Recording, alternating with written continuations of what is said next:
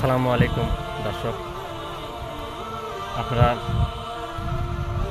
ইতিমধ্যে অবগত আছেন যে বাংলাদেশের সার্বিক পরিস্থিতি খুব একটু ভালো নেই। কারণ একদিকে মহামারী হাম বসন্ত, অন্যদিকে জ্বালানি তেলের সংকট। তো সার্বিক বিবেচনায় যেটা বোঝা যাচ্ছে যে বাংলাদেশ খুব একটা ভালো পরিস্থিতির মধ্যে নেই।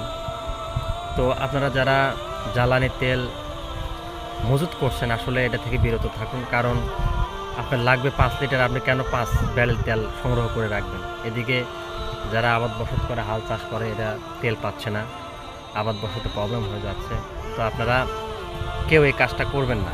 দ্বিতীয়ত, বৈশ্বিক একটা যে সমস্যা জ্বালানি তেলের সংকট, যেহেতু ইরান আমেরিকাকে বলে দিয়েছে যে আমি ডলারের তেল বিক্রি করব না, আমি আমাদের দেশীয় টাকায় তেল বিক্রি করব, সেই জন্য আমেরিকা কিন্তু বসে নাই।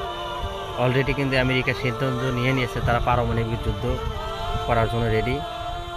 তো আমি জানি না আল্লাহ তাআলা কি করবেন, হয়তোবা দেখা যাচ্ছে সামনে কিয়ামত মালহামা হতে পারে, মহাবিশ্বযুদ্ধ হতে পারে। তো আপনারা ম্যাক্সিমাম মানুষ, আপনারা যারা পতিত জমি আছে বা আবাদ বসত করার মতো জমি আছে, আপনারা ক্ষেত খামার বেশি বেশি করেন। কারণ অচিরেই হয়তোবা নীল কারখানা অলরেডি কিছু বন্ধ হয়ে গেছে, আরও বন্ধ হবে। স্কুল কলেজ যেগুলো প্রাতিষ্ঠানিক আছে সেগুলো সময় সংক্ষিপ্ত করে, ছোট ছোট করে নির্ধারণ করে দেওয়া আছে, আরও সংক্ষিপ্ত করা হবে।